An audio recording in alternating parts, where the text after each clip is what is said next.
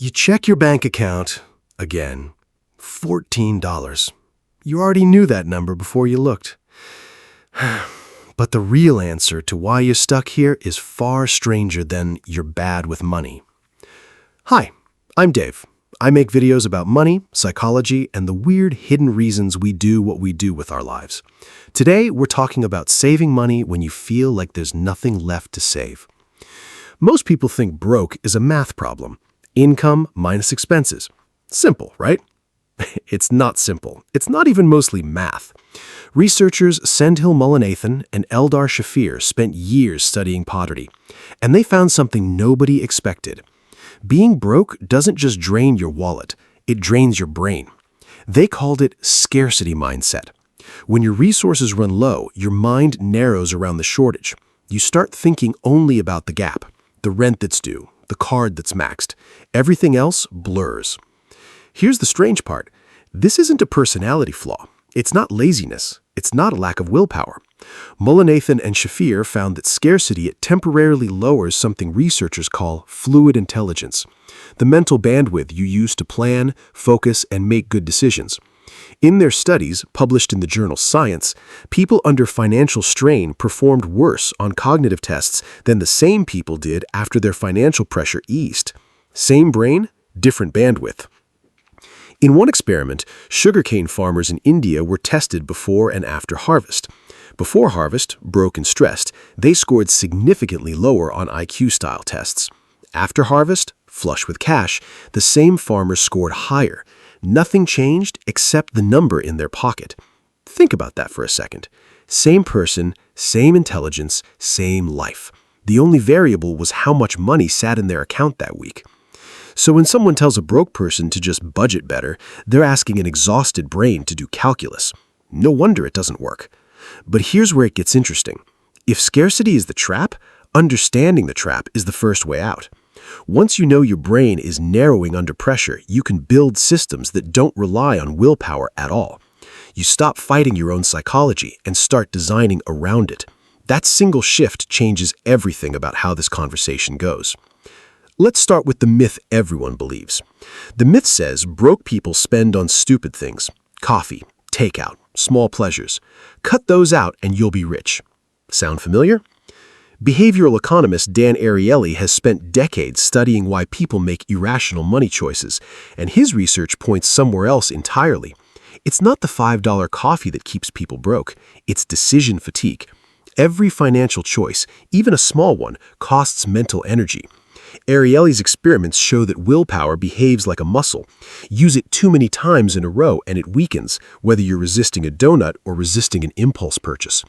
When you're already stretched thin enough, that energy runs out fast. And when it runs out, people don't make careful, rational choices. They make whatever choice requires the least thought in that exact moment. That's the drive-thru instead of the groceries you already bought. That's the impulse buy at checkout. Not because you're careless, because your decision-making battery hit 0 hours ago. That's why broke isn't about self-control. It's about environment design. Think about your own life for a second. When do you spend money you didn't plan to spend? Is it after a long day?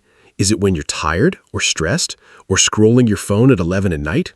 That's not a coincidence. That's your brain, low on bandwidth, taking the path of least resistance. Advertisers know this too. That's why so many ads appear late at night when your defenses are lowest and your bandwidth is nearly empty. The algorithm isn't guessing, it's timed. So the first real move isn't a spreadsheet. It's removing decisions before they happen. Financial psychologist Brad Klontz has studied what he calls money scripts, the unconscious beliefs people carry about money, often formed in childhood. Some people believe more money would corrupt them. Some believe they don't deserve financial security. Some grew up hearing "we can't afford that" so often, the phrase became an identity instead of a fact. Klontz found these scripts run quietly in the background of almost every financial decision, shaping behavior long before logic gets involved. Here's a question worth sitting with. What did you learn about money before you were old enough to earn any? Was it scarce in your house? Was it a source of stress or shame or silence?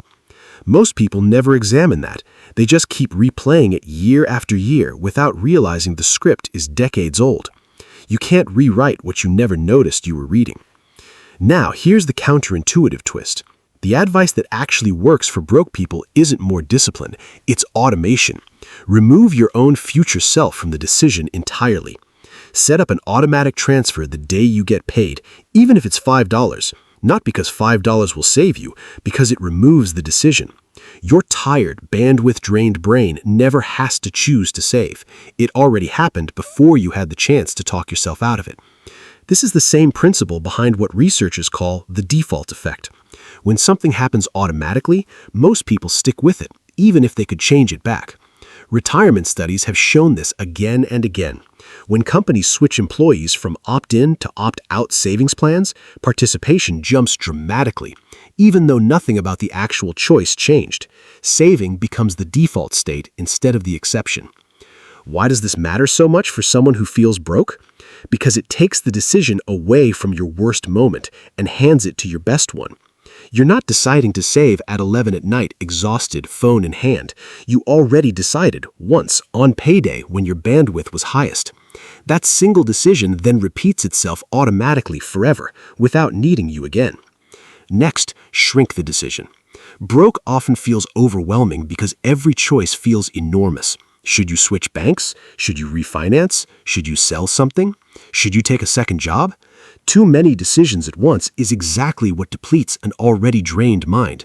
Psychologists call this decision overload, and it's one of the fastest ways to freeze someone into doing nothing at all.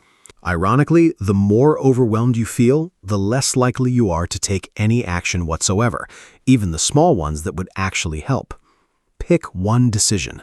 Automate one transfer. Cancel one subscription. Just one. Let the system carry the rest. One small change, repeated, beats 10 big changes abandoned by next week. Third, and this one surprises people, track spending without judging it. Harvard researcher Elizabeth Dunn has studied the connection between money and well-being for years, and one consistent finding shows up again and again. People underestimate how much small, mindless spending adds up, not because they're careless, but because they never actually see the pattern. Once people simply observe the spending, without shame, without guilt, behavior shifts on its own. Awareness works quietly. Guilt does not. In fact, shame around money often backfires, pushing people toward more avoidance, not less. So write it down.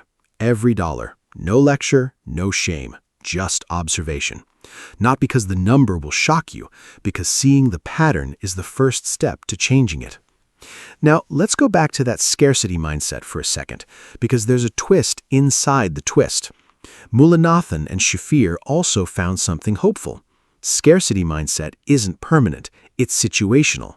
The moment financial pressure eases, even slightly, cognitive bandwidth returns. That means small wins matter more than they seem to. Paying off one small debt, building even $100 of buffer. These aren't just financial moves, they're neurological ones. They free up brain space that was previously locked into worry. This is why financial counselors often recommend paying off the smallest debt first, even if it's not mathematically optimal. The relief itself restores bandwidth that then makes every future decision easier. Some call this the snowball method. What it's really doing is returning cognitive capacity to a brain that was drowning in worry. That's why the tiny emergency fund matters more than people think. Not because $100 solves an emergency, because it removes one source of constant background noise from your mind, and that noise was costing you decision-making power every single day. Imagine carrying a low hum of anxiety through every single choice you make all day, every day. That hum has a cost, even if you can't see it on a bank statement. Here's a harder truth. Being broke often isn't fixed by earning more. Plenty of people earn more and stay broke because the scarcity mindset traveled with them. The environment didn't change, only the number did. Lifestyle expands to meet income almost automatically, unless a system is built to stop it, which is exactly why lottery winners so often end up broke again within a few years. The mindset didn't upgrade along with the bank account. So what actually breaks the cycle? It's smaller than people expect. Automate the smallest possible saving habit. Remove one recurring decision at a time. Observe spending without guilt. Build a tiny buffer, even $50 or $100, to quiet the background noise in your mind. Then repeat. Slowly, the brain that felt trapped in survival mode starts to breathe again. There's one more piece worth mentioning. Community matters more than people admit. Studies on financial behavior consistently show that people save more successfully when someone else is aware of their goal, even loosely. A shared goal, a friend checking in, a simple accountability text. It costs nothing, and it quietly borrows bandwidth from someone who has more to spare that day than you do. You don't have to do this entirely alone, even though broke often feels like the loneliest math in the world. And here's something worth remembering on the days it feels hopeless. Every automatic transfer, every canceled subscription, every dollar written down without judgment is a small vote for a version of you with more bandwidth. Not a richer you, necessarily, a calmer one. A version of you who has slightly more room to think clearly because slightly less noise is competing for space in your head.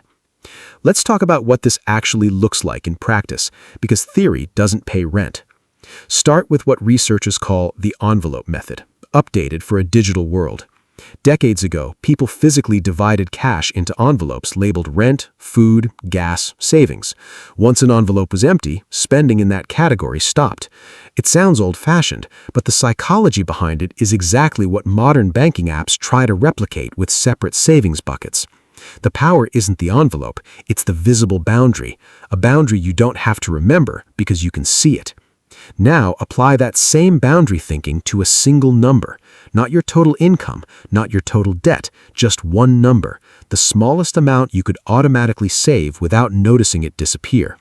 For some people, that's $20 a paycheck. For others, it's $5. The exact number matters far less than the automation wrapped around it. Here's a counterintuitive thing that trips people up constantly. Saving and earning more are not opposites, and they are not substitutes either. You can do both, but only one of them fixes the mindset. Earning more without changing the system around your money simply raises the ceiling scarcity mindset operates under. The noise stays the same, only the volume knob moves. This is why some of the wealthiest people, statistically, still report living paycheck to paycheck. Lifestyle inflation isn't a character flaw, it's the same default effect working against you instead of for you. Every raise, every bonus, quietly resets what feels normal. Unless a system intercepts that money before your normal resets around it, the extra income vanishes into a slightly nicer version of the same stress. So here's a modern mirror for you. Imagine two people, same job, same salary, same rent. One of them set up a single automatic transfer years ago and never thought about it again. The other one meant to start saving once things calmed down. Which one do you think ever actually calmed down? Neither of them are smarter, neither of them work harder. The only difference between them is that one person removed a future decision from a tired brain, and the other one kept refighting the same battle every payday with less bandwidth each time. There's a reason ancient traders and merchants, long before modern banking existed, followed similar principles instinctively. Historical accounts of merchant guilds describe setting aside a fixed portion of profit before any spending occurred, treating savings as a fixed cost rather than a leftover.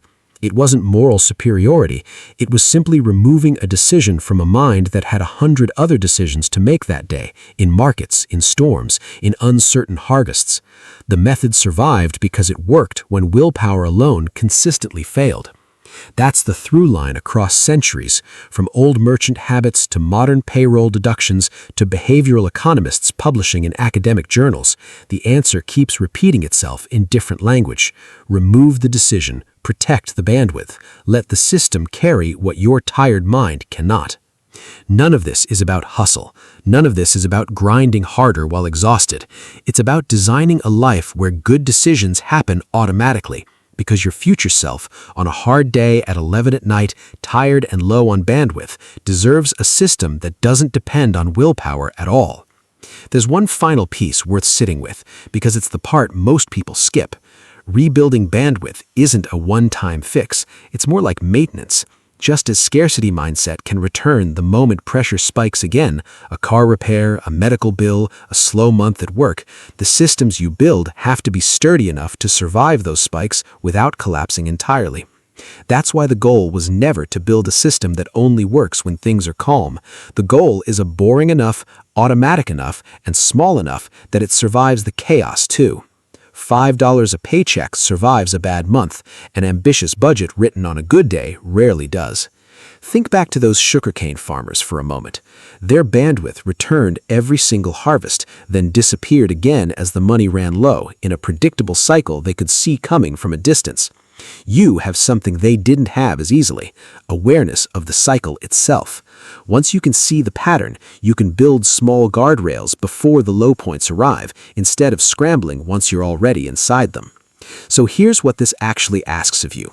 Not more hours, not more hustle, not a dramatic overhaul this weekend. Just one automatic transfer, one subscription canceled, one page of spending written down without judgment, one tiny buffer quietly growing in the background while you get on with your life. Small, boring, repeatable. That's the whole strategy. Not because boring is unglamorous, but because boring is what survives a tired Tuesday night when your bandwidth is gone and nobody is watching whether you kept your promise to yourself. You check your bank account again. Still not much there. But this time you know something you didn't know before. The number was never really the problem. Your bandwidth was. And bandwidth, unlike money, you can start rebuilding today.